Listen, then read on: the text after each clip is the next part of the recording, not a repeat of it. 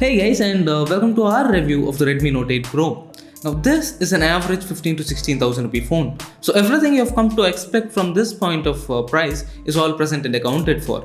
A full HD plus IPS display, a front facing notch, a headphone jack, a great at this price point cameras, a mono speaker, and a massive battery. Now, like I said, this is an average 15 to 16,000 rupee phone. So it's not excellent at any of this, but it doesn't suck at any of them either. So now let's go deep into each of the points I've mentioned and see how it performs. So coming to the display, it's actually a full HD plus display and an IPS display. Even though it's not an AMOLED, the colors are actually pretty good and your everyday media experience is going to be great on this phone. It's sharp enough and it actually looks very smooth and nice. Next up is the front notch, which houses the 20 megapixel front facing camera. Now, this is not the greatest camera I've seen, but not the worst either. If you're going to take a normal selfie and not zoom into it and pixel peep, it's probably nice for you. But if you're zooming into it a lot, it actually doesn't seem like 20 megapixels, but it'll get the job done. And the notch is also not so big and not obtrusive. And actually, it's a very good, nice full screen experience. So moving on to our next step is a headphone jack. Now, even though you've completely moved on to a Bluetooth environment or a wireless headphone environment, it's nice to have a headphone jack. Like if your headphones run out of battery, it's always nice to have an option where you can actually plug in a pair of wired earphones and continue enjoying your music or your movie.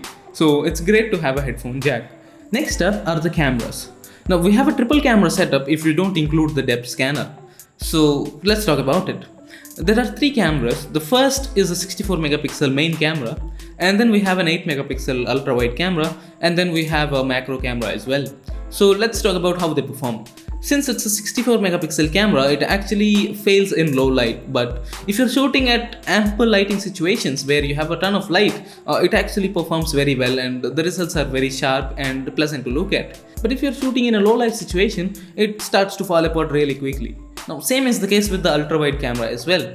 It's great when the scene is very brightly lit, but if it's dully lit or very low light situation, it falls apart as well.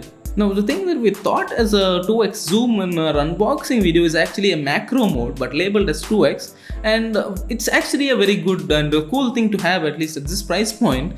It performs really well, the detail is there, and it's a cool perspective to have on a phone. Overall, we have a solid pair of cameras and it actually performs very well unless you're in a very low light situation, which you have already come to expect at this price point.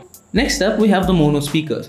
Now, we don't have stereo speaker with this phone, but the speaker that we have gets loud enough and it's actually enough for a good media viewing experience.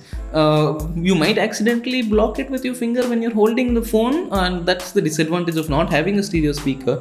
But yeah, it gets loud enough. The sound that comes out of it is actually very pleasant sounding, and yes, it's actually very nice. So there's nothing lot to complain about the speaker quality here. So let's move on to the next topic. Next up is a bigger battery. You have 4500 mAh battery in this phone and it will easily last you through the whole day. Now, in our testing, we found out that you'll always end up with 25 to 30% at the end of each day. So you don't need to worry about battery life at all. You'll always get through the entire day and you'll have 20 to 30% left for the next day as well.